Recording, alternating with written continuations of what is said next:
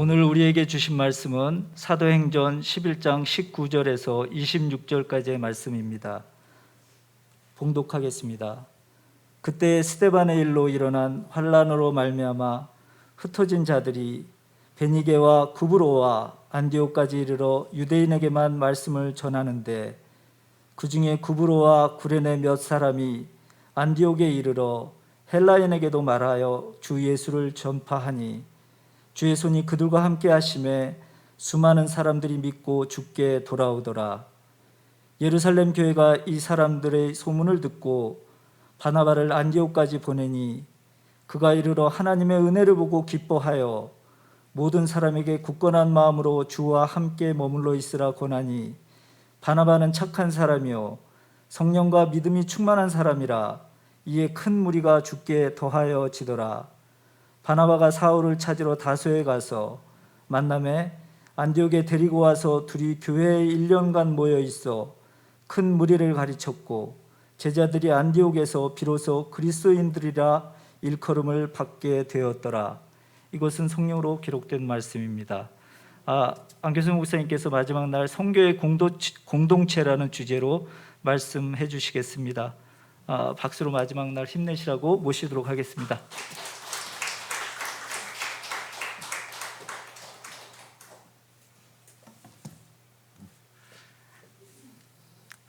네, 벌써 마지막 날이네요. 네, 감사합니다. 오늘 읽은 성경 말씀은 오늘 설교와 관련돼서도 그렇지만 제가 참 좋아하는 말씀입니다.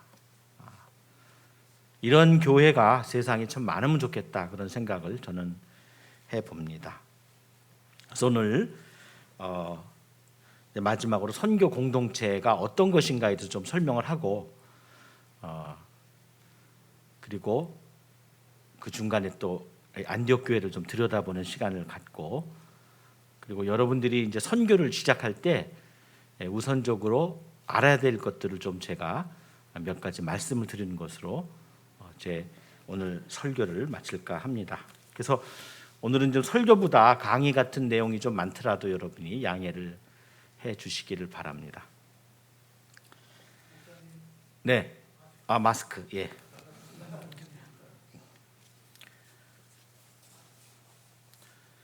선교가 중요한 일인 만큼 말도 많고 탈도 많습니다. 그래서 선교에는 오해도 많습니다. 우린 지난 이틀간 설교를 통해서 조금이나마 선교에 대한 오해들을 풀게 됐습니다. 첫째 날 선교는 해도 되고 안 해도 되는 게 아니라 반드시 순종해야 된다는 걸 알게 됐습니다. 또한 선교는 일방적인 선포만이 아니라 소자에 대한 관심, 일치와 협력, 그리고 사랑이 함께 되는 것을 알게 되었습니다. 둘째 날 선교는 자기중심적, 곧 구심적에서는 할 수가 없고 그런 성향은 선교의 처음부터 마지막에 이르기까지 계속 여러모로 영향을 미친다는 것을 알게 됐습니다. 또한 선교는 원심적인 일이고 따라서 나와 내 교회를 넘어 하나님의 나라를 봐야 한다는 것을 알게 됐습니다. 오늘 셋째 날 선교에 대한 또 다른 오해를 풀려고 합니다. 그건 바로 선교는 특별한 사람이 하는 특별한 일이라는 생각입니다. 결론적으로 말해 선교는 모든 교인, 곧 교회라는 신앙 공동체가 독특하면서도 광범위한 일을 하는 것이라고 말할 수가 있겠습니다. 그 진앙 공동체는 선교 공동체가 되어야 한다는 말입니다. 우리는 이번 부흥사경회를 통해서 교회와 선교의 선순환이란 말을 거듭 언급했습니다. 그래서 나중에라도 여러분이 교회와 선교의 선순환이라는 그 단어가 귀에 쟁쟁할 수 있기를 바랍니다. 그렇다면 교회와 선교의 선순환을 가능케 하는 그런 교회와 선교는 과연 어떤 것일까? 이것에서 저는 두 가지로 말씀을 드리려고 해요. 첫 번째 뭐냐면 선교적 교회. 선교적 교회. 이건 이미 선교학에서 하나의 이론으로 정착이 됐습니다. 그래서 제가 그걸 좀 얘기를 하려고 하고요. 두 번째로는 교회적 선교. 교회적 선교. 그래서 교회는 선교적이어야 되고 선교는 교회적이어야 된다 하는 게 제 생각입니다. 그럴 때 교회와 선교가 선순환이 일어나게 되는 것입니다. 교회가 교회로만 남고 선교가 선교로만 남게 되면 이런 교회와 선교의 이 중요한 관계가 이루어지지 않고 거기서 선순환이 일어나지 않고 거기서 활력과 어떤 역사가 일어나지 않는 것입니다. 먼저 선교적 교회, 과연 그럼 선교적 교회론이 뭔가는 제가 조금 이따 말씀드리고요. 선교의 역사에 따라서 어떤 일을 이해하는 데 가장 좋은 방법은 그 어떤 사건이 발생된 순서에 따라서 역사적으로 통시적으로 접근하는 것이라고 할 수 있겠습니다.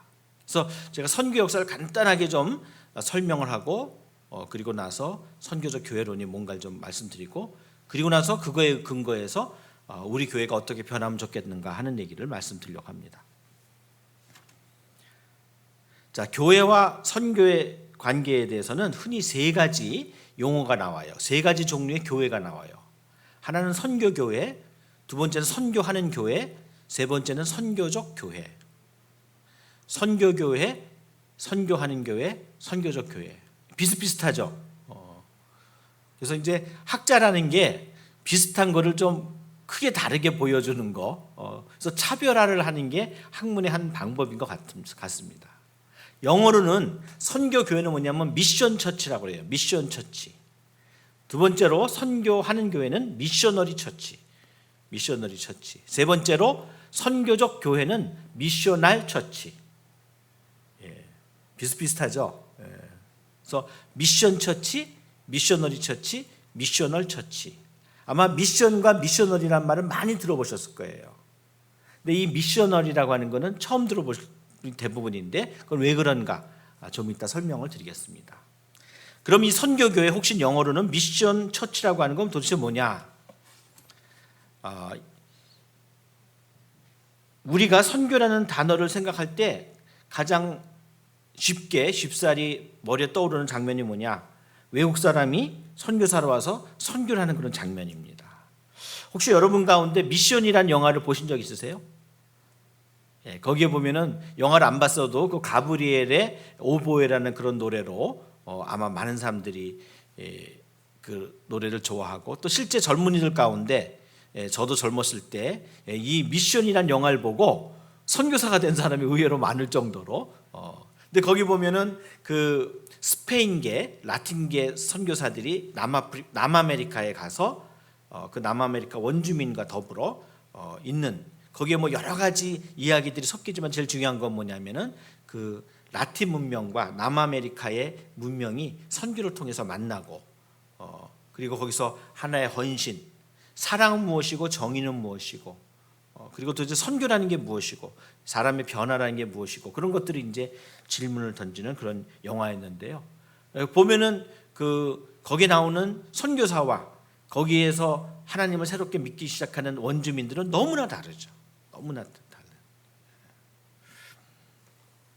이런 선교를 우리가 흔히 전통적인 선교라고 얘기합니다. 그래서 그거는 영어로 되게 미션스라는 영어를 써요. 미션스. 조그만 소문자 미션인데 그중에 S, 미션스. 그게 무슨 말이냐면은 전통적인 선교, 전통적인 선교로 하는 사역, 전통적인 선교를 감당하는 선교 기관 그런 뜻을 쓰게 됩니다. 그리고 이 전통적인 선교를 가리키는 용어도 이방 선교, 해외 선교, 세계 선교 등으로 계속 바뀌어 왔습니다. 간단하게 정의하면은 전통적인 선교, 특히 미션 처치와 관련된 선교는 어떤 선교냐면은 선교사 중심적인 선교, 그리고 해외에서 사역하는 선교, 주로 복음 전도 혹은 3대 선교 사역이라고 하는 교회, 학교, 병원 등을 사역하는 선교를 말하게 됩니다. 그러다 보니까 이런 선교를 할 때 초창기에 아직은 선교사가 리더십을 갖고 있고 지도력을 갖고 있고 현지인들 새로 믿기 때문에 교회의 지도력을 갖지 못하는, 그래서 뭐가 돌아가는지 모르기 때문에 결국 선교사의 리더십 아래에 있는 교회, 그런 교회를 우리가 미션 처치라고 합니다. 미션 처치.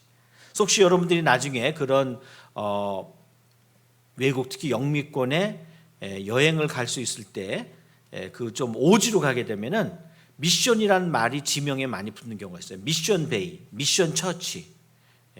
그건 뭐냐?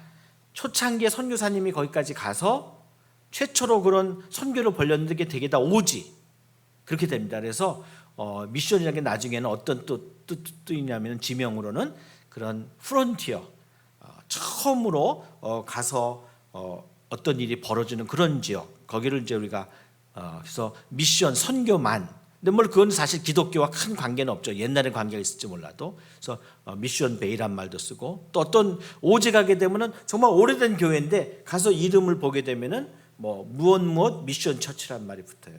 그건 뭐냐면 최초에 선교사가 세워서 그때 이름이 지금까지도 남아 있는 그런 경우를 봅니다.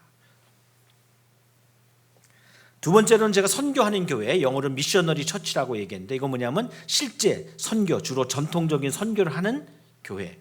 미션 처치는 선교를 받는 교회라면 미셔너리 처치는 선교를 하는 교회입니다.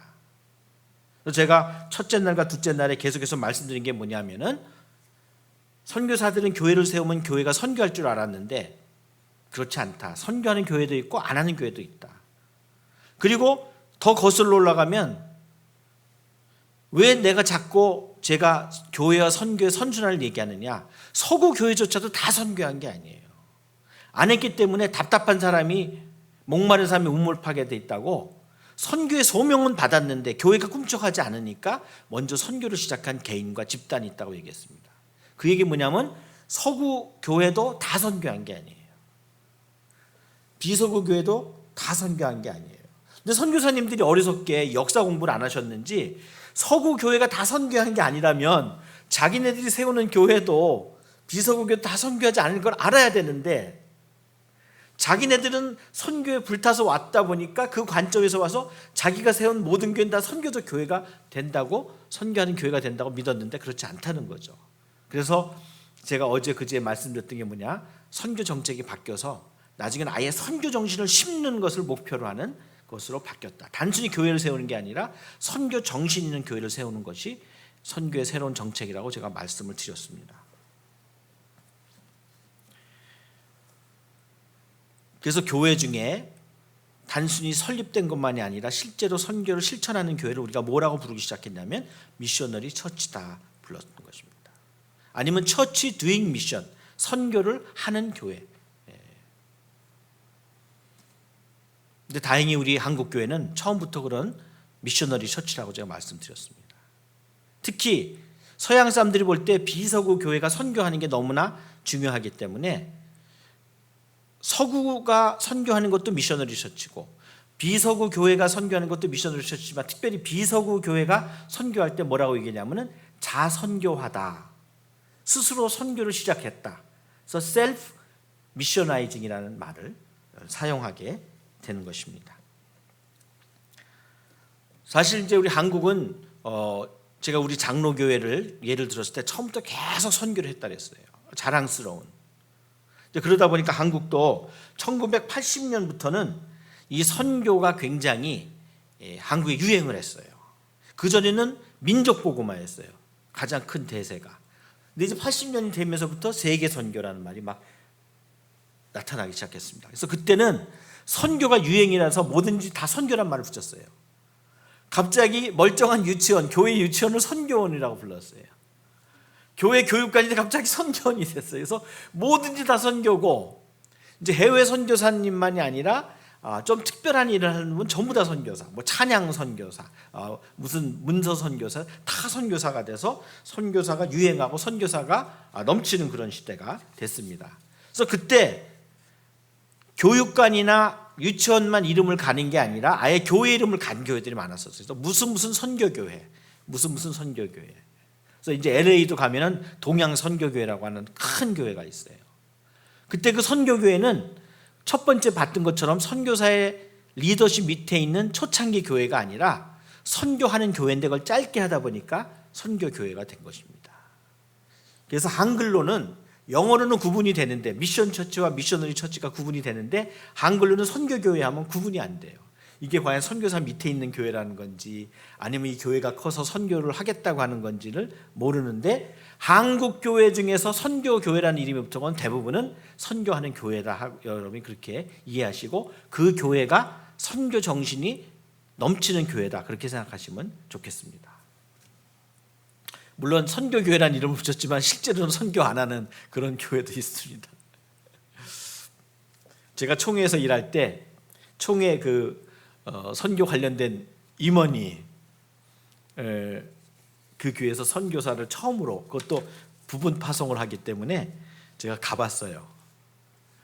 갔더니 그렇게 총회에서 자기가 선교 관련된 그런 일을 안 맡으면 안 된다고 막 적극적이신 분인데, 실제 그 교회를 가보니까 그 부분 후원하시는 선교사님을 처음으로 파송하는 거예요. 그래서 참 많은 경우 선교가 사실은 목회 하나의 빌미가 되고 있구나. 그래서 제가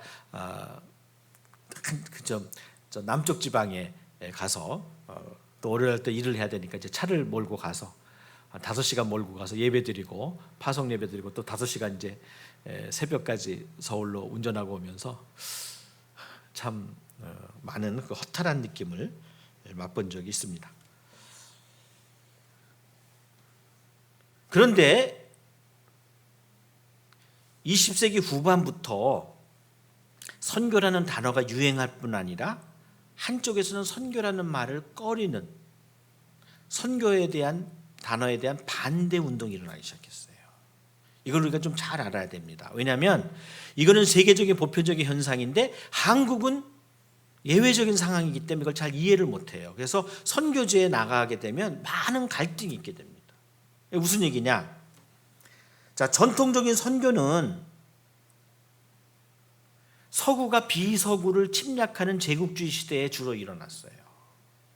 그래서 서구가 전 세계에 이제 진출하기 시작했죠. 근데 정치적으로는 많은 경우에 침략해서 식민지를 만드는 제국주의 역할을 했다는 거죠. 근데 그때 선교사님들도 복음에 진출을 해서 같이 갔어요. 그러다 보니까 선교사는 대부분 그 당시 이 식민지로 진출한 서구 제국 출신의 국민들이었고, 현지인들이 볼 때는 선교사나 식민지를 하는 사람들이나 똑같은 사람들이라는 거죠. 더구나 많은 경우 대부분 선교사님들은, 오늘도 선교사님이 제일 하기 어려운 게 뭐냐면 비자 문제. 일단 입국을 해야, 하늘을 봐야 별을 따는데 가지도 못하면 안 되잖아요. 그래서 지금도 선교사님이 되면 일단은 자기 비자 문제를 해결해야 돼요. 그래서 저도 몽골에 간다 그럴 때 제가 첫 번째, 우리 교단에서 첫 번째로 가게 됐는데요. 우리 총무님이 첫 번째 한 말이 뭐냐? 갈 수 있냐? 갈 수 있습니다. 갈 수 있는데 일이 꼬여가지고 제가 1년 있다 가게 됐어요. 그만큼 비자 받기가 쉽지가 않았죠. 그래서 실제로는 현대 전에 근대에서 현대로 넘어간 당시에 선교할 때는요, 많은 분들이 자기가 목표했던 선교지에 들어가지도 못하고 죽은 경우가 많이 있어요. 가다가 죽는 거예요. 가다가 들어가지도 못하고, 어떤 때 막혀서 그 변두리에서 계속 문이 열리길 기다렸다가 결국은 들어가지 못한 분도 있고, 나중에 이제 점점 그 요령이 생겨가지고 잠입을 하죠. 잠입하다가 들켜가지고는 아주 큰 난리가 나는 그런 일들이 있었다는 거죠. 여하튼 그러다 보니까 선교사님들은 가령 인도 선교를 해야 돼요. 얼마나 옛날에 가기가 힘들었나. 그런데 인도가 어느 날 영국의 식민지가 됐어요. 그러면 이분은 선교사인데, 선교사는 처음에 가기 어려웠는데 이제 영국 시민으로서 영국이 다스리는 식민지에 얼마든지 갈 수 있게 되는 거예요. 그거를 긍정적으로 생각하는 거죠. 식민지를 잘했다고 하는 게 아니고. 그리고 어떨 때는 그 당시는 우리가 항상 역사가 지나야 비판을 하게 되지, 어떤 일이 벌어질 때는 제대로 다 비판하고 분석할 수가 없게 됩니다. 그 역사 현장 가운데 있기 때문에. 그래서 많은 분들은 영국이 그렇게 막 큰 제국이 되는 걸 좋아했고, 우리의 힘을 통해서 하나님은 우리를 역사하시고 도우시고 이런 비자 문제도 해결했다 그래서 그런 것들을 좋아하는 사람도 있고, 심지어 아예 식민지에 앞장선 사람들도 있고, 물론 대부분 그렇지 않았지만, 그러다 보니까 현지인의 입장에서는 선교사는 제국주의의 앞잡이라는 생각을 하게 됐어요. 왜냐하면 낮에는 사랑하라고 그러고 이 관리들은 막 괴롭히는데 저녁이면 또 같은 외국에 사는 외로운 분들이니까 어떻게 하세요? 클럽에서 모일 거 아니에요? 그럼 저녁에는 희시낙낙거리는데 어떤 사람은 낮에 우리 뭐 참을고 기도하라고 그러고 인내하라고 그러는데 그 옆에서 같이 즐겁게 희시낙낙한 사람은 우리들을 괴롭히고 하는 그런 식민지 관리가 볼 때 현지인들은 상당히 혼란스러움을 겪게 되는 거죠. 더구나 믿고 신앙을 우선으로 하고 선교사를 제대로 이해하려고 하는 사람들은 그래도 모르는데 이런 것 때문에 기독교에 반감을 가진 사람들이 볼 때는 그 선교사는 정말 나쁜 사람이 되는 거죠. 오히려 사람들을 정말 그 공산주의 용어를 쓴다면은 인민의 아편처럼 우리들을 사랑이란 말로 저항도 못하게 만들어 놓고는 하고 싶은 일들을 다 하게 만드는 그런 식민지 앞잡이다. 그래서 아주 미셔너리라고 하면은 나쁜 어감을 갖는 용어가 됐던 거예요. 그런데 제2차 세계대전이 끝나면서 동시에 무슨 일이 생겼냐면은 식민지 시대가 종식이 됐단 말이죠. 그래서 식민 정부들이 일찍 떠난 사람들도 있고 끝까지 버티다가 싸운 사람도 있고, 그나마 우리 한국이 1945년 분단된 것을 너무나 애통하고 저도 슬프지만 전 세계 상황을 보면은 그래도 그렇게 나쁘지 않다고도 볼 수 있어요. 왜? 우리나라는 한국전쟁 해결했는데 3년 싸웠지 않습니까? 월남은 10여 년을 싸우게 됐어요. 프랑스가 안 나가니까 나중에 또 미국이 오게 되고, 인도네시아도 네덜란드가 안 나가서 어땠습니까? 전쟁을 겨우 끝나게 됐고, 그때 일본군으로 끌려갔던 한국에 사람이 거기에 인도네시아 남았다가 나중에 인도네시아 독립전쟁에 함께 참여하는 그런 일까지 벌어질 정도로 이 식민지 시대가 그렇게 쉽게 끝나는 게 아니었습니다. 여하튼 끝나게 되니까 식민정부가 다 가니까 서구 선교들도 같이 떠날 수밖에 없게 됐어요. 있게 되질 않습니다. 왜? 부정적인 눈으로 쳐다보고 너도 똑같은 놈인데 왜 안 가냐? 정부들은 다 갔는데 너 왜 안 가냐? 그리고 이제는 벌써 역사가 많이 흘러서 현지 지도자들도 어떻습니까? 이제는 지도력 내놓고 너희들 떠나라. 언제까지 있느냐? 그런 판국이 벌어지게 된 것입니다. 그러다 보니까 선교 기간이 가는 건 좋은데 선교까지 중단돼서는 안 되지 않겠어요? 그래서 나온 게 뭐냐면 새로운 선교가, 새로운 선교. 그걸 우리가 흔히 에큐메니칼 선교라고 얘기합니다. 에큐메니칼 선교. 에큐메니칼이라는 건 아주 중요한 세 가지 뜻이 있어요. 하나는 뭐냐? 원래는 이 세상, 사람들이 사는 인간 세상을 가르치는 말이었습니다. 그걸 교회에서 받아들였어요. 그래서 우리 교회는 보편적이기 때문에 전 세계 모든 교회가 하나다 하는 마음에서 에큐메니칼이라고 하는 이름을 갖다 쓰고, 그때부터 교회의 중요한 회의는 다 에큐메니칼 회의란 말을 썼어요. 그래서 여러분, 예수님이 참된 인간이고 참된 신이죠. 이걸 어떻게 알아요? 에큐메니칼 회의에서 결정이기 때문에 그래요. 또 하나님은 유일신입니까? 아니면 다신입니까? 아니면 삼위일체입니까? 삼위일체란 말이 성경에 나옵니까? 내용은 많이 나오지만 단어는 안 나오죠. 그럼 이 단어를 우리가 어떻게 오늘날 정통으로 받아들였냐? 이것도 전 세계 교회 대표들이 모여서 결정한 에큐메니칼 회의에서 결정한 거예요. 그래서 에큐메니칼 굉장히 중요합니다. 특히 7번, 초창기 7번에서 대부분, 그래서 삼위일체 하나님에 대해서, 또 창조에 대해서, 구원에 대해서, 예수님에 대해서, 성령에 대해서, 교회에 대해서 모든 것을 다 초창기에서 결정을 했습니다.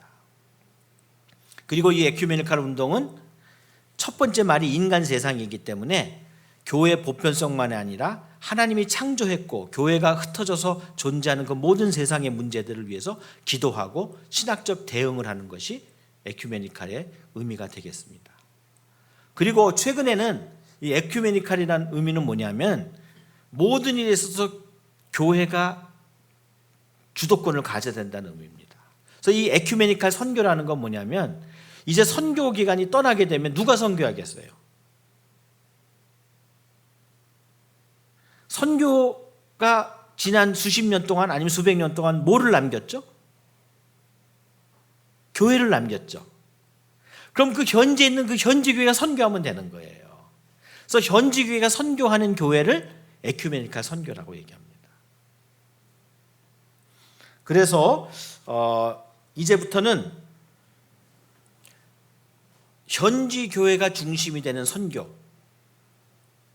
그럼 그 자세한 내용은 제가 이제부터 설명을 드리겠습니다. 그래서 이제는 서구 선교사들이 와서 주도하고 현지 교회는 보조가 됐던 선교에서 이제는 그들이 떠나고 남아있든지 아니면 돌아오든지 간에 이제는 현지 교회가 주인이고 오히려 서구 선교가 동역자, 보조자가 되는 것이 새로운 선교라는 걸 여러분 꼭 아셔야 됩니다.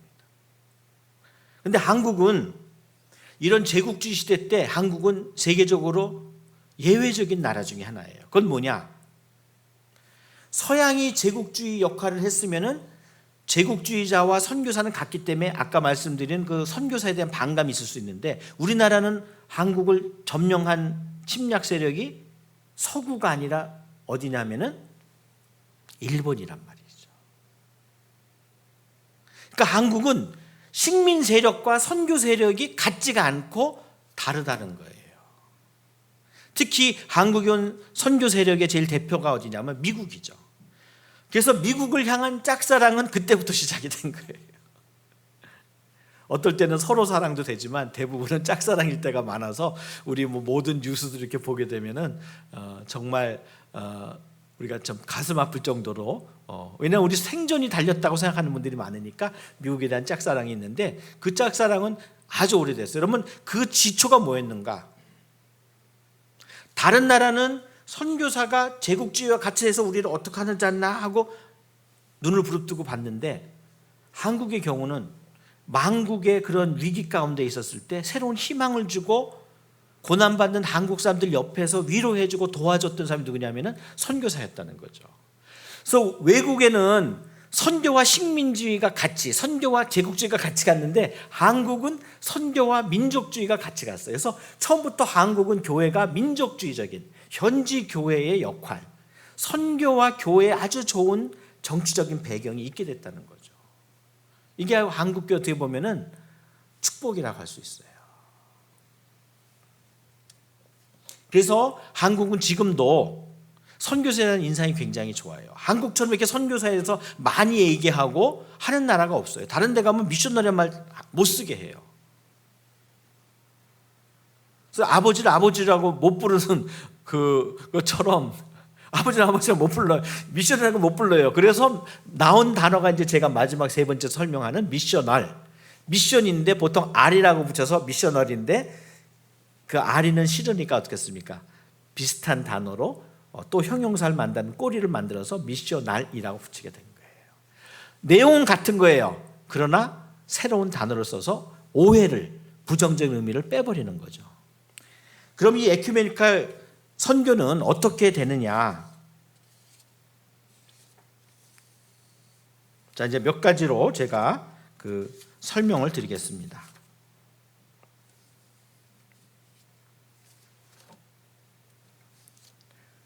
첫 번째 뭐라 그랬죠? 제가 서구 선교가 나가니까 자연스럽게 리더십이 현지로 오게 돼요. 그래서 현지 교회가 주도가 됐지만은 서구 선교는 이제 뭐냐? 이제는 주종 관계 아니면 상하 관계 아니라 동역 관계에서 동역. 그래서 오늘날 선교에서 가장 중요한 단어는 뭐냐면 동역입니다. 독불 장군은 안 돼요. 독불 장군. 제가 몽골을 갔더니 몽골 분들은 굉장히 그 프라이드가 강한 분들이에요. 그래서 제가 두 번 놀랐어요. 한 번은 뭐냐면은 몽골의 두 번째 교회, 저보다도 이제 제가 늦춰지는 가운데 일들이 벌어져서 이미 교회가 세워졌는데 그 지도자 중에 한 분이 누구냐면은 캐나다 분인데 나름대로 열심히 했는데 아마 현지인들의 마음을 사지 못했던 것 같아요. 그러자 공동회 같은 모임이 생겼는데 몽골 지도자가 나와서 그분을 딱 가리키면서 이분이 우리의 지도자입니까? 아닙니까? 근데 사람들이 아니라고 그랬어요. 지도자 될 자격이 없다. 그러니까 그 자리에서 당신 나가십시오. 그래서 이 사람이 울면서 그 교회를 떠날 수밖에 없었어요.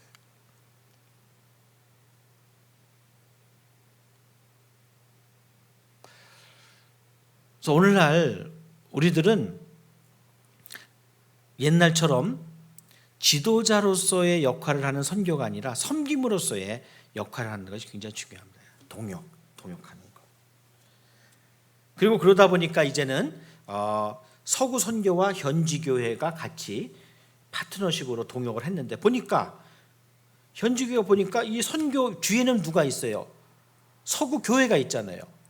그럼 우리도 교회인데 왜 우리가 선교기관은 그 총에 보면 일부거든요. 그럼 우리는 교단인데 왜 우리가 교단의 일부 부서랑 일하냐? 교단 대 교단으로 일한다 해서 교단 대 교단 간의 관계를 발전시킵니다.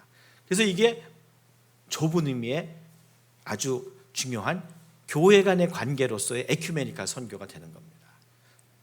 그래서 우리 얼마 전에도 부산에서 우리 에큐메니칼 큰 총회가 있었죠. 근데 전 세계의 대표들이 다 오게 되는 겁니다. 그럼 특히 거기 가면 제3세계 출신들이 많아요.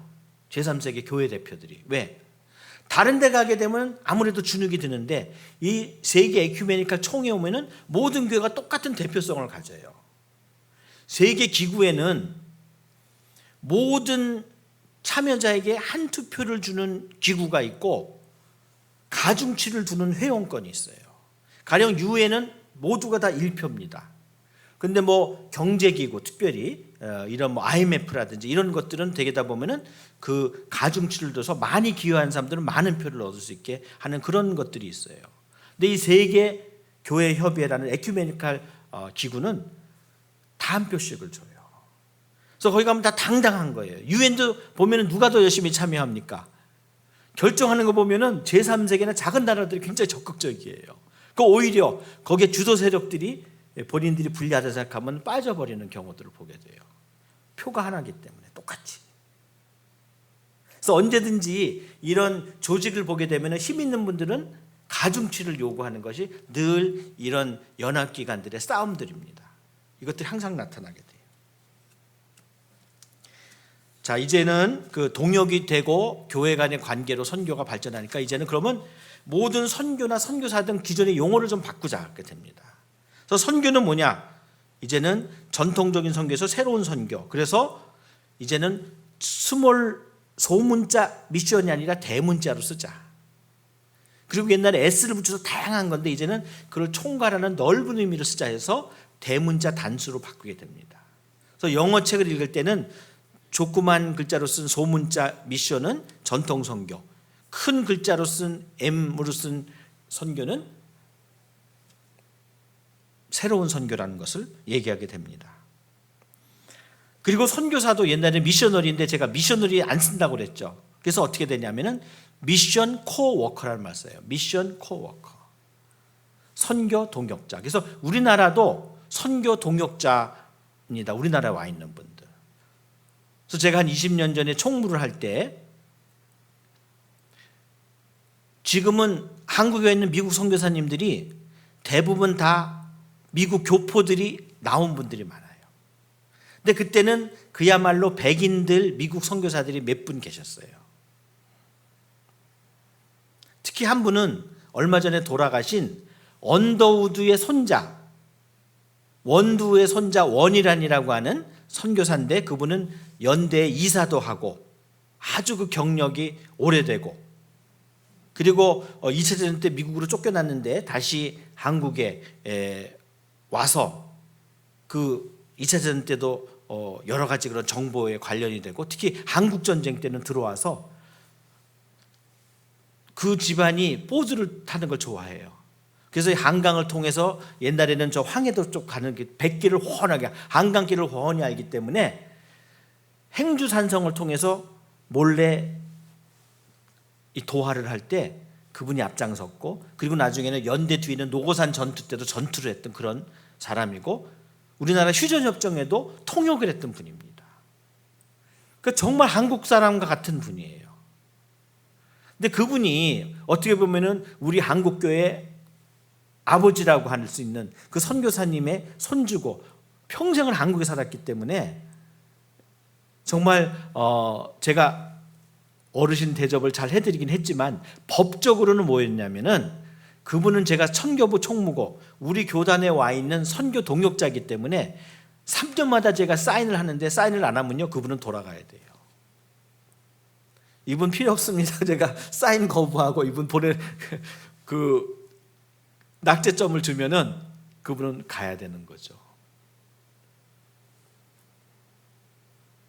근데 다행히 제가 이제 선교 훈련을 하면서 그때 평생 그처럼 한국에서 오래 있었던 선교사님들이 많았어요. 그래서 그분들한테 당신들이 선교를 알고 한국 교회를 아니까 한국 선교사들이 나갈 때 필요한 당신네들의 경험을 좀 나누면 좋겠다. 근데 그분들이 너무 감격하고 한 분은 눈물을까지 흘렸어요. 왜냐하면 한국 교회가 발전하고 선교도 하고 다 좋은데 스스로 할 수 있다고 하는 거 좋죠. 그러나 스스로 할 수 있다고 하는 생각 때문에 필요한 자원들도 활용하지 않았다는 거예요. 그래서 한 분도 자기네들이 물어보면 할 말이 많은데 세상이 바뀌어서 할 말을 못한다는 거예요. 옛날에 이래라 저래라 얘기했는데 이제는 할 말도 못하고 입 다물고 있는데 아무도 안 물어보니까 말을 못했는데 할 말이 얼마나 많았겠어요. 수십 년 선교사를 했고 그리고 한국 사람을 잘하니까 한국 선교사가 나가서 할 수 있는 장점과 단점을 다 아는 거죠. 근데 아무도 안 물어보고 초청을 안 하니까 한 번도 선교사 교육에 참여를 못했다가 제가 시간을 주니까 그냥 별 얘기를 다 하더라고요. 너무 행복하다. 자기가 한국에 와서 선교사하면서 이번처럼 행복한 게 없다. 그래서 별 얘기를 다 하고 그래서 그분 제가 선교 총무를 했을 때는 아주 즐겁게 자주 만났던 그런 기억이 지금도 있습니다. 그만큼 선교사가 바뀌게 되는 거예요. 미셔너리가 아니라 미션 코워커. 또 아니면 형제란 뜻이 브라더가 또 다른 말로 프라터라는 말이 그래서 프라터널 워커. 하여간 다 이제는 상하 그런 것이 아니라 동등하다는 거죠. 제가 이런 얘기를 장황하게 하는 얘기는 지금 전 세계는 이런 콘텍스트로 바뀌었어요. 근데 우리 한국은 서구 식민을 경험하지 않았기 때문에 서구와 서구 선교사에 대한 친근감이 있고 그러다 보니까 어떻습니까?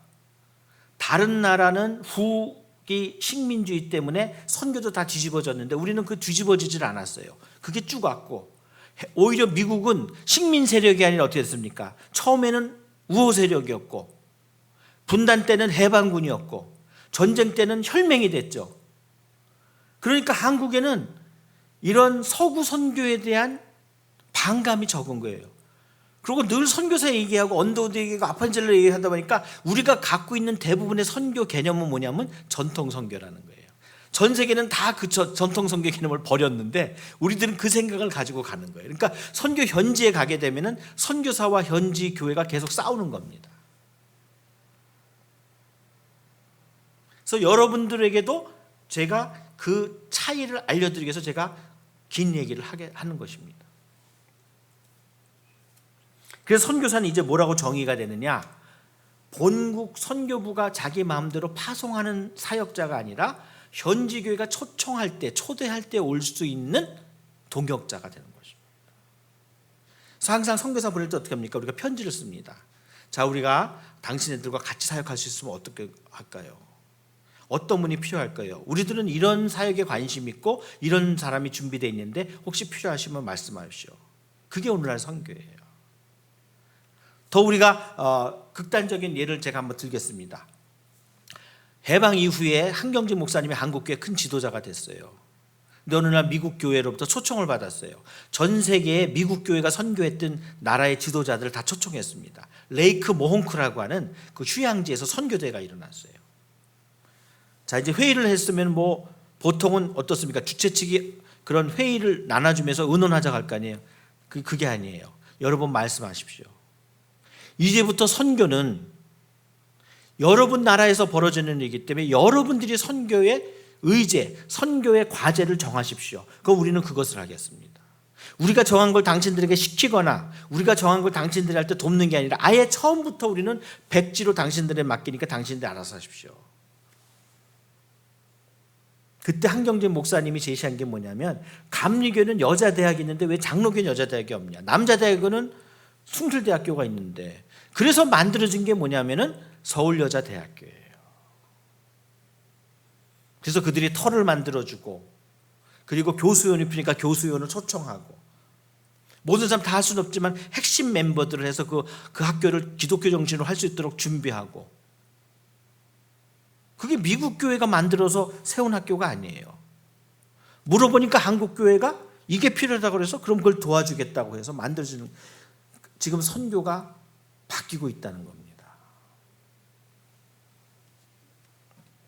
그리고 이제 마지막 선교 개념입니다. 옛날에는 복음전도, 아니면 교회, 학교, 병원, 이 대표적인 거였는데, 이제는 하나님께서, 아까 제가 에큐메니칼 말을 했는데, 하나님은 세상을 사랑하세요. 그래서 하나님이 세상을 사랑해서 하고자 하는 일을 우리가 하나님의 선교라고 얘기합니다. 그런데 하나님은 그냥 선교하시는 게 아니라 누구를 통해서 역사하시죠? 교회를. 그래서 하나님이 세상을 사랑하기 위한 그 광범위한 사랑의 사역을 교회가 도구가 돼서 일하는 것이 선교라고 하는 것입니다.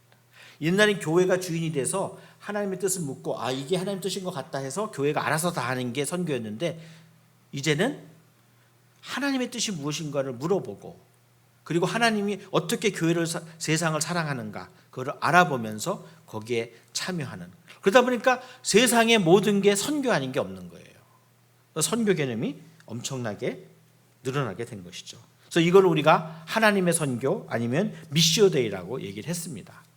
그러다 보니까 초창기에는 이런 전통적인 사역 외에 다른 사역들을 하다 보니까, 또 소위 교계, 아니면 신학계, 아니면 선교계 내에 보수 진보들이 싸우면서 이 하나님의 선교를 좀 나쁘게 봤어요.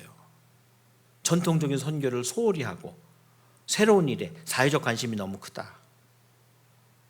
근데 최근에는 이제 보수적인 신학자들도 이것이 앞으로 가는 선교의 방향이다 해서 이것을 확 늘려버렸다는 것을 여러분께 말씀을 드립니다.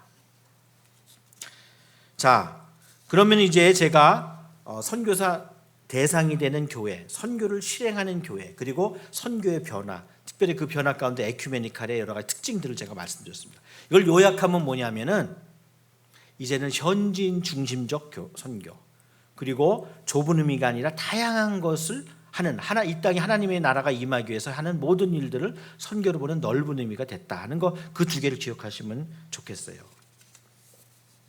그러다 보니까 이제는 선교적 교회론이라는 게 슬슬 나오기 시작했어요. 근데 그 배경에는 두 가지가 있습니다. 뭐냐면은 옛날엔 성직주의였어요. 그래서 성직자가 하면 다 되고 나머지는 다 그냥 따라가면 됐어요.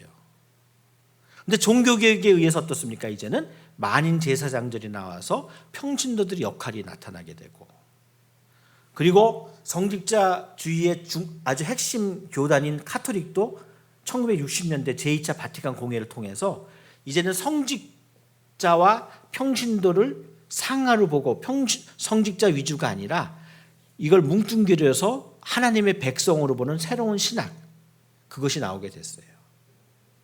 그리고 최근에는, 옛날에는 신학하면 신학자, 성직자 중심인데 이제는 교회 전체가 회중을 중심이 되고 회중의 중요성을 연구하는 것이 중요하다 해서 회중신학이라는 게 나왔어요. 한마디로 뭐냐면 교회 모든 공동체들이 다 중요하다는 겁니다. 그리고 선교 변화는 제가 조금 전에 여러분들에게 설명을 드렸고, 그래서 교회 공동체에 대한 생각이 달라지고 선교에 대한 생각이 달라지는 이런 변화가 있는데, 그런 가운데 이것을 선교적 교회론으로 만드는 두 가지 결정적인 계기가 있었어요. 하나는 영국에서 벌어지고 하나는 미국에서 벌어졌습니다. 그럼 영국에서는 뭐가 벌어졌냐면은, 영국의 선교사로 인도에 오래 있다가 나중에는 스위스에서도 또 일하다가 자기 그 영국으로 돌아온, 평생 선교했고 평생 선교학자고 평생 전문가가 돌아왔는데 기가 막힌 꼴을 영국에 가서 당한 거예요. 뭐냐면 영국이 선교의 대국이었고 전 세계 선교의 본국이라고 할 정도의 선교하는 나라였는데, 외국 나가서 선교 열심히 하고 수십 년 만에 돌아오니까 영국이 완전히 기독교 불모지, 자기가 이랬던 인도보다도 더 기독교를 안 믿는 그런 나라가 되고 말았어요. 저도 영국에 잠깐 있었는데요. 부활절 아침에 텔레비를 보는데 아나운서가 물어보는 거예요. 부활절이 뭐냐? 부활절이 뭐죠? 예수님 다시 살아나신 날이잖아요. 근데 예수님이란 말을 하는 애들이 없어요. 전부 다 부활절 토끼, 뭐 선물, 뭐 이런 게. 그러니까 영국이 복음을 한 번도 안 들었던 그런 나라 비슷하게 됐어요. 그래서 이분이 깜짝 놀랐습니다. 다시 시작하자. 근데 보니까 많은 사람들이 영국이 기독교 국가라고 생각을 하고 기독교 사회라고 생각하는데 그렇지 않다. 여기는 기독교에 대한 정신은 물론이고 기독교에 대한 기본 지식도 없다. 다시 시작해서 영국을 세속적인 사회로 보고 영국 문화를 이해하고 다시 복음에 소통을 해야 된다. 이게 소위 복음과 문화라는 담론, 운동으로 됐어요. 근데 이게 이제 미국으로 넘어가게 됩니다. 근데 미국이라는 나라는 항상 유럽에서 이론을 만들면 완전히 하나의 돌아가는 정책으로 만드는 게 미국의 그 실용주의적인 특성이에요. 그래서 유럽에서 신학이 이론이라면 미국 가게 되면은 그것이 실제로 바뀌게 되는 겁니다. 그런 가운데 이 이론을 공감했던 대표적인 학자가 그 전에 미리 어떤 일을 했었냐면 그분이 평생 보니까 교회가 너무 복음이 중요하지만 복음만 딱 전하고는 나머지는 사회는 알아서 하라고 하고 관심이 없는 걸 보고 교회가 회개해야 된다 하는 그런 개인이 아닌 교회 회개라고 하는 얘기를 많이 얘기했어요. 그럼 교회 회개는 뭡니까? 결국 변화 아니겠어요? 그래서 이런 교회 공동체에 대한 생각이 달라지고 선교에 대한 생각이 달라지고 그가 처한 이 사회의 문화를 이해해서 소통을 하겠다는 생각이 나오게 되고 교회는 이제 더 이상 이렇게 좁은 이해를 가져고는 안 되고 넓은 폭넓은 생각을 가져야 된다는 이런 네 가지가 뭉뚱그리면서 뭐를 된 게 바로 선교적 교회론입니다. 그럼 선교적 교회론의 핵심은 뭐냐? 교회의 본질은 선교다. 그리고 모든 공동체가 선교에 참여해야 된다. 그리고 하나님이 원하시는 일을 일단 그 지역사회에서 그리고 나아가서는 하나님께서 보내시는 모든 곳에서 선교를 해야 된다는 게 선교적 교회론이에요. 그래서 선교적 교회론 안에는 전통적인 선교와 새로운 선교가 같이 있고 국내 선교와 해외 선교가 같이 있는 거예요. 그래서 국내 선교를 하나 예를 들어볼게요. 이 선교적 교회론에 감동을 받은 사람이 목사님이 막 얘기하니까 어느 날 그 가운데 뜨거운 젊은이들이 모였어요. 몇 부부들이. 우리 교회가 너무 좋다. 이런 영성이 너무 좋다. 이걸 좀 재생산하고 싶다. 우리만 이렇게 잘 믿는 게 너무 아깝다. 그래서 그 젊은이들이 모여서 미국의 지도를 놓고 복음의 그 침투도 어디는 복음이 잘 전파되고 어디는 믿음이 잘 없는 이거를 보니까 어떤 특정 지역이 거진 복음화가 되질 않았어요. 그래서 이분들이 결정을 해가지고 같이 국내 이민을 떠나버렸어요. 목적은 하나. 거기 가서 새로운 삶을 시작하면서 바라는 거 뭐냐면 우리 교회 같은 교회를 복사판을 만들자. 이게 선교적 교회예요. 그리고 더 구체적인 내용은 제가 마지막에 이 교회가 어떻게 선교적 교회로 바뀌는가에서 좀 설명을 드리도록 하겠습니다. 그럼 이쯤 해서 이제는 이 얘기가 과연 우리 교회와 동떨어지느냐? 그렇지 않습니다. 한국교회 사례를 제가 간단히 얘기하면서 한국교회가 몰라서 그렇지 이미 우리는 전통적인 선교만이 아니라 이런 새로운 선교를 이미 실천하고 있었어요. 그 사례를 제가 말씀드리겠습니다. 첫 번째, 1910년에 에딘버러 대회라는 세계적인 선교 대회가 있었어요. 그전엔 지역마다 있었습니다. 그러다가 전 세계가 다 모였어요. 근데 여전히 서구 중심인데 이때는 그래도 비서구 대표들 몇 명 불렀어요. 처음으로 선교를 서구 중심이 아니라 비서구 사람들의 소리를 듣는 기회가 됐어요. 그럴 때 인도 출신의 아짜랴라는 사제, 나중에는 주교가 됐는데 이분이 거기서 뭐라 하겠는가? 젊은 사람이죠. 어떻게 보면 다 자기의 스승 아버지 같은 사람 다 있는데 우리는 정말 선교사가 희생한 것을 감사하게 생각합니다. 근데 우리가 진정으로 바라는 것은 여러분이 친구가 되는 것입니다. 속된 말로 모르겠어요. 많이 컸다 이렇게 됐겠죠.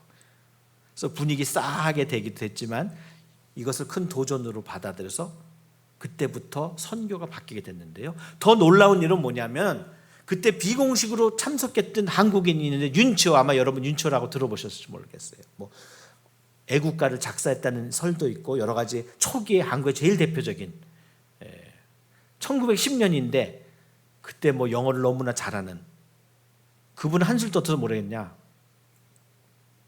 선교 자금이 어차피 그 나라를 위해서 온 거라면 선교사 마음대로 쓰지 말고 그 나라를 더 잘하는 것은 현지인이니까 현지인과 같이 선교 자금 사용하는 것을 의논해서 쓰자, 그러면 더 효율적이다. 그 얘기는 오늘도 아마 선교 현장에서 어떤 현지인이 나서서 선교사님 선교비 같이 사용하는 것을 결정합시다 그러면은 그거를 받아들일 수 있는 사람 많지 않을 거예요. 이미 변화는 일어나기 시작했다는 겁니다. 그 다음에 또 어떤 일이 있었냐, 1912년에 중국 산동 선교, 한국이 최초로 타문화권 선교를 했는데 어떻게 했냐, 그냥 한 게 아니고요, 우리 교회와 한국에 있는 미국 장로교회, 왜냐하면 미국 장로교회가 바로 산동에도 사역을 했기 때문에, 그리고 중국에 있는 미국 장로교회, 그리고 중국에는 산동에는 중국교회, 이 4자가 모여서 같이 의논을 해서 파트너십을 만들고 한국에서 미리 대표 가서 사전 답사를 하고, 그리고 세 사람을 팀을 만들어서 보내면서 단순히 선교사가 아니라 그 나라의 목사로 임명을 시켰습니다. 그래서 우리 한국 선교사님은 현지인과 선교사 간에 갈등이 없었어요. 같은 목사가 돼버렸기 때문에. 근데 그때 중국 분들이 얼마나 우리 한국을 우습게 알겠어요. 우리가 먼저 믿고 대국인데 우리보다 늦게 믿고 조그만 소국이 와서 우리를 선교해? 그래서 또 해보라 해가지고 산동에 제일 오지를 줘봤습니다. 잘 되면 좋고 안 되면 너희들이 니네들 주제를 알아라. 근데 엄청나게 노력을 해서 세계의 노회를 만들었습니다. 그리고 1차가 실패하니까 그 다음에 다시 또 사람들을 막 보냈어요. 근데 첫 번째 보낼 때 오늘 우리가 안디옥교회에서도 보겠지만은 안디옥교회에서 선교사 누구 보냈습니까? 요즘 얘기하면 당회장과 부목사 보낸 거예요. 수석 부목사를. 바나바와 바울을 보낸 거예요. 근데 그분들은 기뻐서 보냈어요. 처음에 갔던 박테로, 황해도 재령에 있는 그 당시 1912년에 1,000몇백 명이 모이는 교회였는데요, 총회가 보냈어요. 왜? 선교를 안 해봤기 때문에 선교 노하우가 없어요. 훈련을 어떻게 해야 되지 뭐. 그럼 유일하게 한국 각 교회가 갖고 있는 선교 자원은 뭐냐? 사람이에요. 그러면 한국에서 제일 좋은 사람 보내면 그래도 제일 낫지 않겠나 해서 그 당시 총망받는 사람 뽑아서 당신 가라 그러니까 아멘하고 갔어요. 근데 그분이 병으로 다치고 다른 두 사람도 팀워크가 흔들리니까 첫째 팀이 무너져 버렸어요. 그러니까 그 다음에는 총회가 또 보냈는데 아예 천안매부를 묶어서 보내고 계속해서 보냈어요. 그럴 때 그 두 번째 팀에 처음으로 갔던 사람은 누구냐면 홍순환이라는 사람인데, 그분 그 당시 이북 출신이지만 이북 출신들이 아직 남한이 기독교가 발전이 안 됐기 때문에 전국에 흩어져서 목회를 했는데 대구교회에서 목회를 했는데 엄청 큰 교회였고 부총회장이었죠. 다음에는 총회장 될 사람이었어요. 근데 그 당시 보니까 한국교회가 볼 때 제일 이분이 낫고 다시 선교를 살리기는 이분이 낫다고 그래서 가라고 했으니까 그 교회가 난리가 났죠. 근데 홍 목사님이 아멘 하고 갔던 것입니다.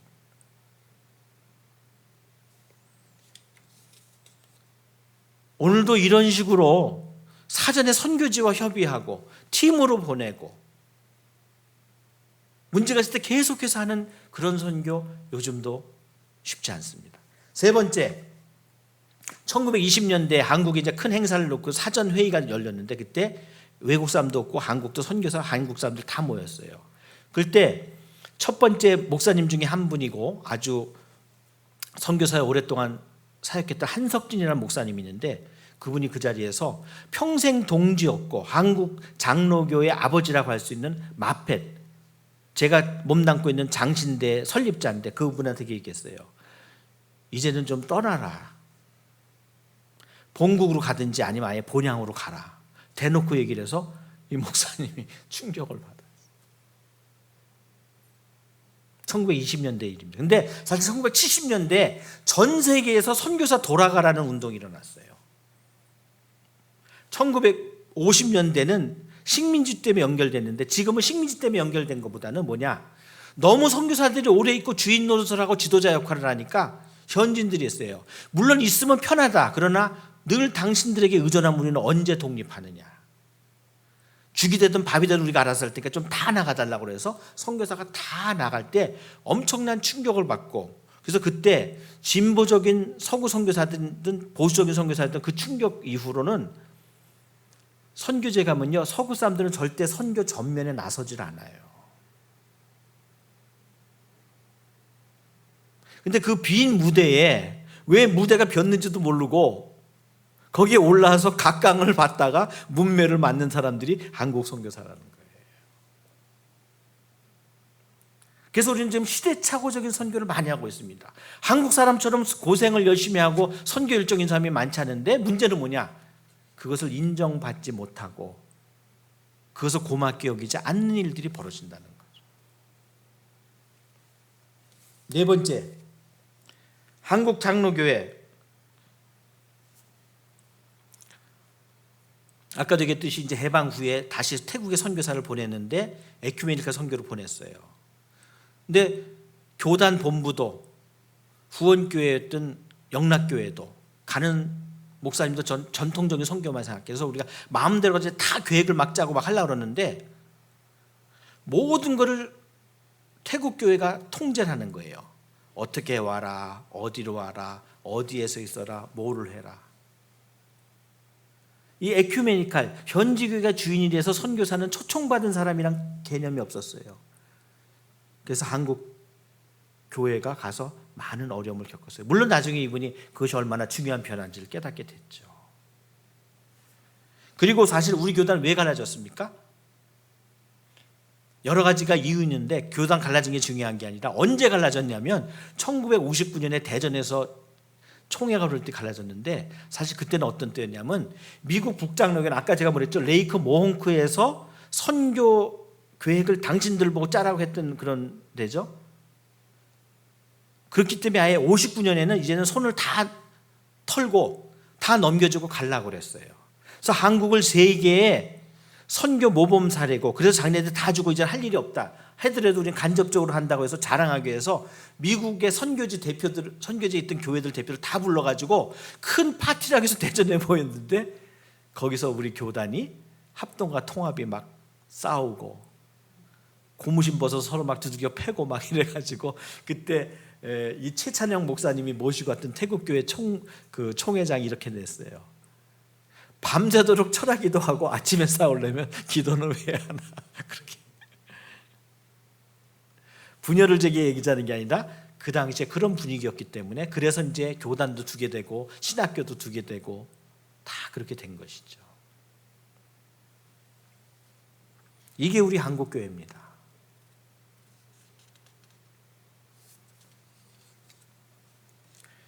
자, 이제는 안족교에서 좀 잠깐 살펴보겠습니다. 안족교에서 제가 한 9가지만 요약을 좀 해보려고 합니다.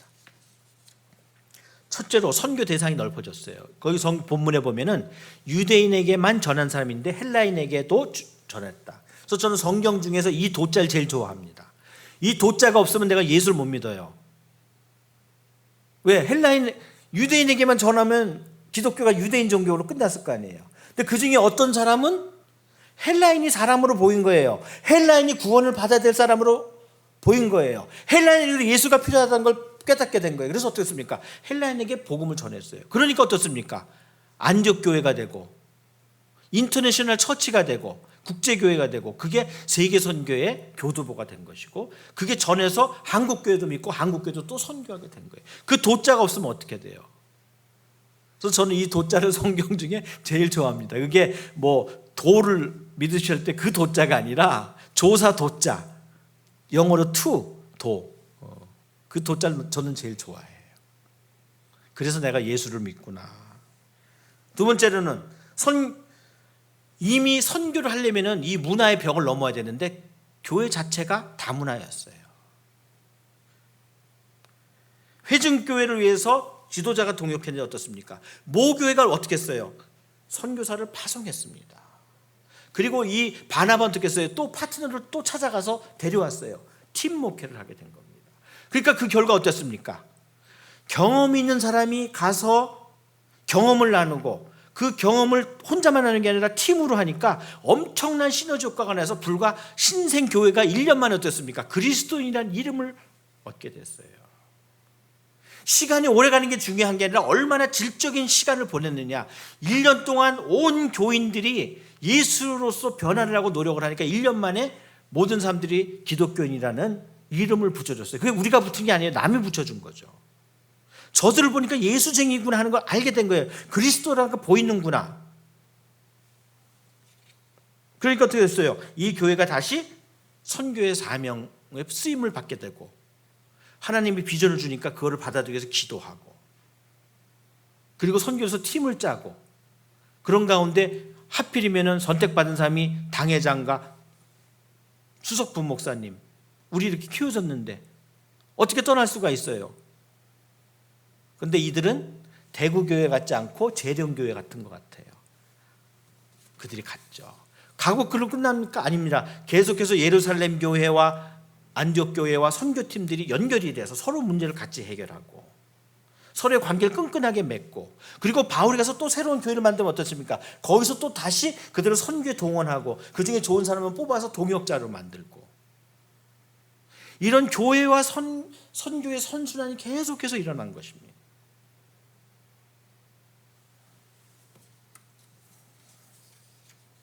이제 교회적 선교를 얘기하고 슬슬 이야기를 정리하려고 합니다.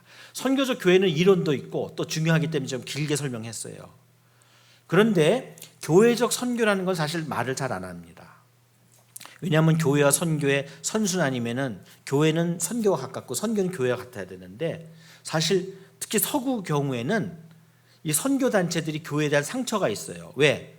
교회가 선교도 안 했고 안 할 뿐만 아니라 처음에는 막 반대하고 근데 어쨌거나 이들이 초교파 선교회를 통해서 선교운동을 하고 나중에 교단도 자극을 받아서 교단 선교부를 만들게 됐습니다. 근데 한국은 이 교단 선교부를 통해서 선교가 주로 됐기 때문에 교단 선교에 대한 인식이 굉장히 많아요. 그래서 지금도 보면 한국 선교사의 상당한 분들은 목사님들이 많습니다. 성직자들이. 근데 외국은 나가면 대부분이 평신도예요. 그래서 여기서도 마찰들이 많이 나옵니다. 그래서 우리가 한국만 아는 게 아니라 전 세계를 봐야 됩니다. 그러면 이 선교가 교회도 선교적 교회가 되어야 되듯이 선교도 교회적 선교가 되려면 어떻게 되냐? 몇 가지 관계를 개선해야 돼요. 첫 번째 뭐냐? 선교와 교회에 대해서. 그래서 이런 교회에 대한 상처를 벗고 그래서 처음에는 한국에도 이 소위 초교파 선교단체들이 들어왔을 때 교회와 관계가 별로 없었어요. 왜? 괜히 연결되면 간섭이 날 것 같아서. 근데 보니까 한국은 모든 가장 강력한 자원이고 가장 강력한 선교 정신이 어디에 있냐면 교회에 있어요. 그래서 그다음부터는 세계 유수한 선교단체들이 다 한국 지부장을 누굴 뽑았냐면은 교회와 관계가 좋은 사람들을 뽑고 또 선교단체들 사람들도 많은 경우 신학교로 오고 그러면서 교단과의 관계가 좋아지게 됐습니다. 두 번째는 어떤 관계를 해야 되느냐? 선교 본국의 교회와 현장 선교사가 사이가 좋아야 돼요. 잘못하면 선교사님들은 너희들은 나를 도와야 된다 하는 독선적인 것일 수 있어요.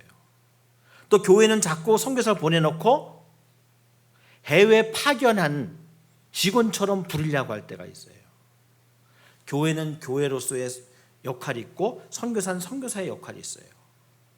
물론 교회는 전체가 다 선교를 해야 됩니다. 그러나 우리가 모든 사람은 보건을 책임져야 되듯이 그러나 중요한 것은 전문인 의사가 치료를 하듯이 전체가 우리가 다 선교에 참여하지만 특정한 선교 전문은 선교사가 필요한 거예요. 그래서 바울과 바나바도 안디옥 교회가 전체적으로 선교에 참여했지만은 특별한 사람을 보낸 겁니다. 그래서 전문가와 전체적인 선교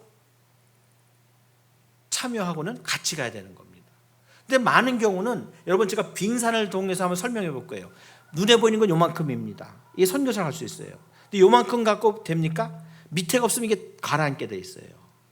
왜? 그만큼을 채워야 되기 때문에 7분의 1을 맞춰야 되기 때문에. 그럼 요만큼 있을 수 있는 건 뭐예요? 밑에 7분의 6이 받치고 있어요. 이게 교회입니다. 요즘 보니까 뭐 특수부대에서 텔레비에 보면 막 그 UDT다 막 유명한 군인들 나와서 막 그런 텔레비가 있더라고요. 근데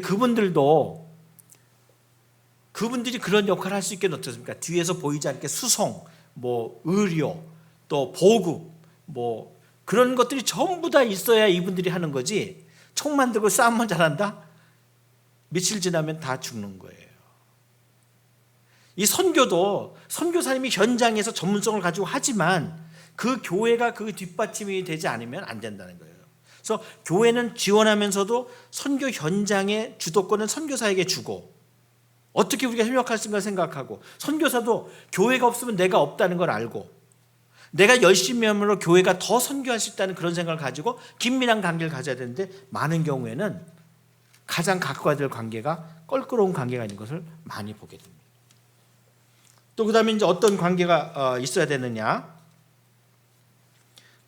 이제 선교 현장에서 선교사와 현지인들이 사이를 좋아야 돼요. 이거는 제가 이미 에큐메니컬 선교를 해서 충분히 설명했기 때문에 더 이상 설명은 안 드리겠습니다.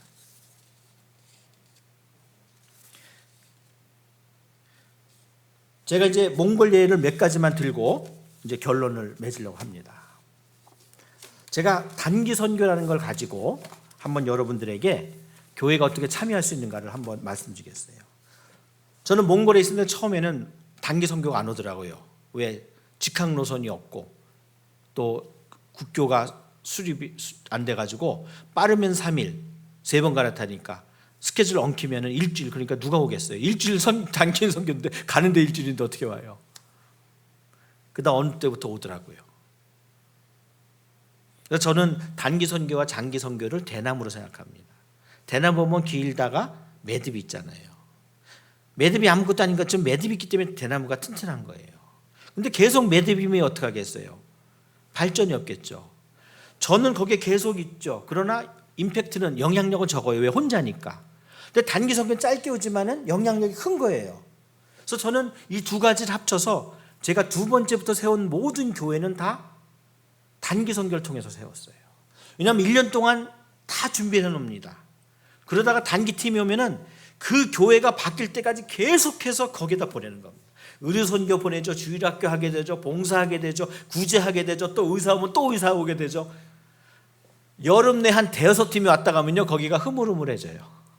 그럼 그때부터 교회를 하는데, 여러분, 교회는 크나 작으나 다 사람이 필요하고 구조가 시스템이 필요해요. 그래서 어떻습니까? 우리 교인들이 전부 버스를 대절해서 두 번째 교회 아니면 새로운 교회가 되면 교인이 다 가요. 분위기를 잡아야 되기 때문에 3개월 동안 다 같이 예배를 드립니다. 3개월이 지나면 전도팀을 만들어서 1년 기간을 약속해서 그분들이 있고, 1년 후에는 결정을 합니다. 거기에 갈 선교사, 거기에 갈 몽골 지도자들. 그래서 그분들과 현재 1년 동안 자란 사람들이 같이 리더십을 만들어서 교회를 개척하게 되는 겁니다. 그래서 몽골에 온 제 후배들은 저랑 싸울 일이 없어요. 왜? 저랑 같이 있으면 다 교회를 맡게 될 수가 있기 때문에. 현지인들도 마찬가지입니다. 새로운 교회 가서 리더가 되는 거예요. 또 현지 그 새로운 교회도 어떻습니까? 똑같이 리더를 처음부터 갖기 때문에. 이게 바로, 그래서 우리가 첫 번째 교회도 임대를 쓰고 있는데, 두 번째 교회는 변두리기 때문에 임대할 건물이 없었어요. 그래서 우리가 재활용으로 침목과 그 레일, 폐레일을 사용해서 건물을 졌어요. 그때 첫 번째 교인들이 그 당시 공산주의가 붕괴돼서 너무나 어려운데도 불구하고 헌금을 해서 그 교회를 위해서 헌금하고, 선교사들을 헌금하고, 부족한 거 기도하는 가운데 하나님께서 돈을 보내주셔서 그 교회를 완공하셨어요. 그럼 왜 첫 번째 교회가 자기들도 임대를 하고 있는데 두 번째 교회 건물을 위해서 헌금을 했을까요? 그건 우리들이 갖고 있었던 생각이 있었어요. 그거 뭐냐? 이 교회의 영향력은 눈에 보이는 크기가 아니라 이 교회가 미치는 영향력이다. 하나님의 나라의 관점에서 보자. 그러니까 당연히 그분들이 같이 전도에 참여하고, 그 중에 비전 있는 사람들이 교회를 떠나고, 그런 식으로 교회가 나눠지니까 제가 창립 10주년에 갔어요. 갔는데 거기에 몽골 대표가 와서 축사를 하면서 이런 놀라운 말을 했습니다. 자기는 그동안 어느 교회 창립 예배를 들어서 와서 축사하면 가기가 싫고 가도 할 말이 없었다는 거예요. 왜? 모든 교회가 분열을 통해서 갈라졌기 때문에, 세워졌기 때문에 이 교회 창립은 저 교회의 분열의 날이기 때문에 축하를 할 수도 없고 안 할 수도 없고 다 그 얼굴이 그 얼굴 다 아는데, 근데 이 교회는 모든 게 다 축복 가운데 만들어졌고, 그래서 다 기쁨으로 그때 한 12교회가 모였고 12교회가 합쳐서 한 몇백 명의 연합 성가대를 만들어 축하했거든요. 이런 경험을 자기는 처음이란 마음껏 축하하고 앞으로 몽골도 이런 교회가 될 수 있기를 바란다 그랬습니다. 몽골 교회 그분들 새로 믿었지만 그분들이 하나님의 나라를 생각하고 넓은 선교를 생각했을 때 그분들이 다 선교사고 선교적 교회가 됐던 것이고, 한국에도 이 단기 선교로 왔던 사람들, 자기네들을 비전만 고집하는 게 아니라 전체적인 틀 가운데서 자기의 최선을 노력하고, 그러자 그 몽골의 단기 선교가 잘 된다니까 연락이 왔어요.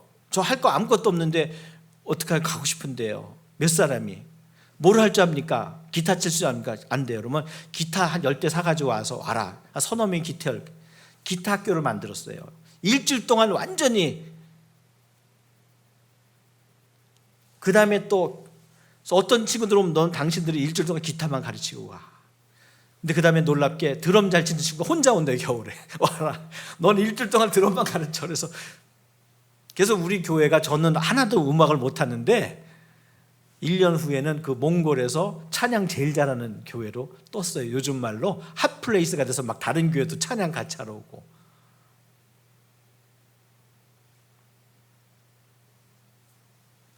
그리고 그 중에 또 한 친구는 자기 남겠대요.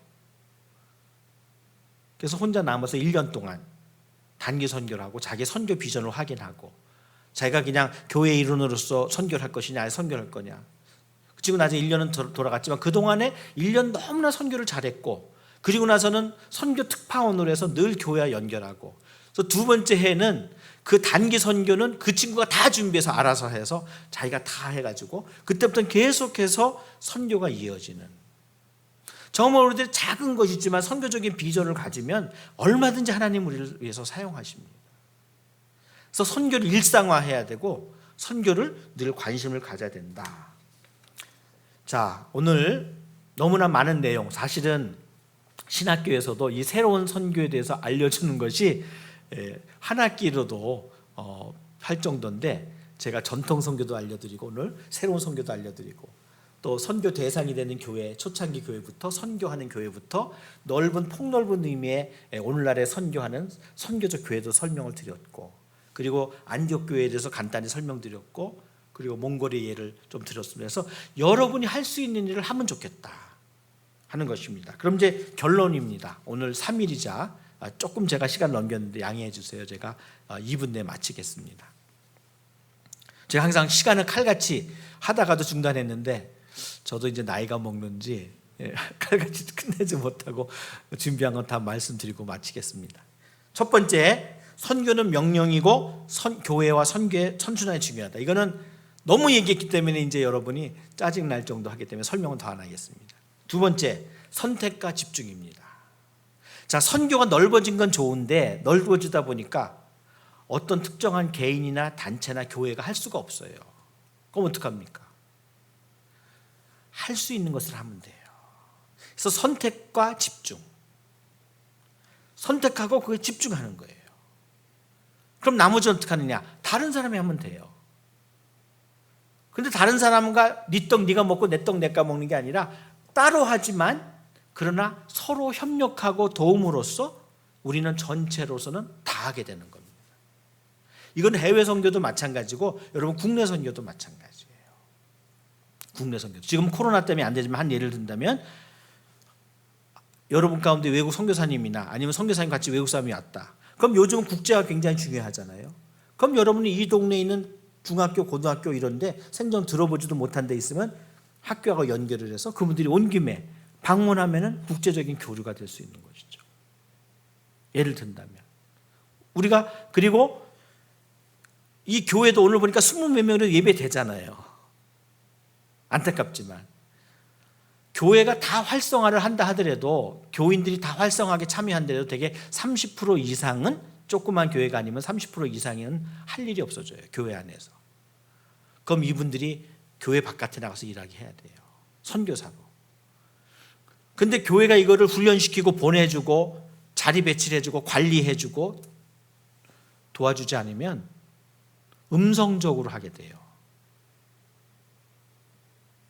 그럴 때 우리가 교회에서 훈련시키고 배치하고 어떤 거는 다른 기관이 있으면 거기다 배치하기도 하고 계약을 맺어서 1년을 가고 어떨 때는 왔다 갔다 할 때도 있고 1년 후에 또 다시 계약을 하고 정말 거기가 새로운 사역지면 축복하고 그들을 파송하고 아니면 다시 돌아오고 다른 삶에 가고 교회 개척이나 어떤 선교단체나 어떤 그 구호단체나 NGO나 이런 것들도 얼마든지 우리가 우리 교회가 파송하는 평진도 선교사가 될 수 있고 그러면서 또 다시 올 수도 있고 떠날 수도 있고 이런 다양한 방법들을 통해서 전 교인들이 선교 동원화가 될 수 있는 것입니다.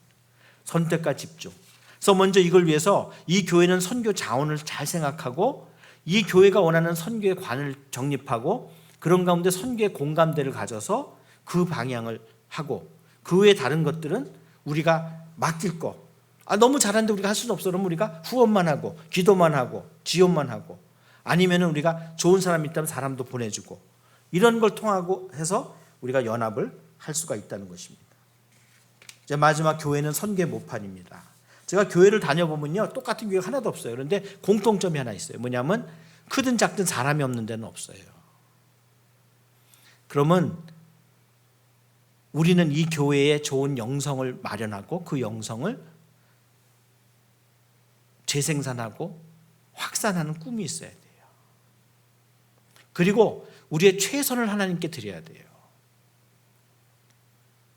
하나님은 선교사로서 누구를 보냈습니까? 있는데 예수님 옆에 있는 사람들은 네가 가는 게 아니잖아요. 아들을 보내셨잖아요. 마가복음 여인도 예수님에게 자기의 최상, 욕먹을 정도로 최상을 했어요. 그렇다고 지금 여러분께 돈 많이 내라는 게 아니라 한국교회가 다른 자원이 없으니까 최상의 사람을 보냈던 것처럼 우리는 최상을 받을 수 있도록 기도해야 되는 것이죠. 교회 역사로 보면은 하나님은 그의 아들 그리고 중세에 카톨릭 선교를 뒤집어 놓은 게 어떻게 됐는가? 예수회라고 하는 초창기 멤버가 전부 다 그 당시 서구 최고의 유명했던 파리 대학의 학생들이 뒤집어지면서 선교사로 가서 카톨릭 선교를 그때 이미 그 짧은 기간에 다 정립을 해버렸어요. 우리 개신교회도 캠브리지 7인이라고 하는 젊은이들이 한꺼번에 선교지로 나가서 선교지에 큰 도전을 하게 됐습니다. 앞서 본 것처럼 우리 장로교회도 별다른 자원이 없으니까 제일 좋은 목사님 하나님께 바쳤을 때 놀라운 일을 하게 되었습니다. 저는 여러분들이 이렇게 기도했으면 좋겠어요. 하나님, 우리 교회가 정말 영성 있는 교회가 되고 이 영성이 전파되게 해주시고 이 전파를 통해서 나중에 천국에 만났을 때 많은 사람들이 어느 교회에서 오셨어요? 그 교회 때문에 내가 예수 믿게 됐어요. 그 교회 때문에 우리 교회가 세워졌어요. 그 교회 때문에 우리가 영생을 얻게 됐어요. 감사하는 그런 인사를 나눌 수 있는 여러분의 교회가 되기를 간절히 바랍니다. 기도하겠습니다.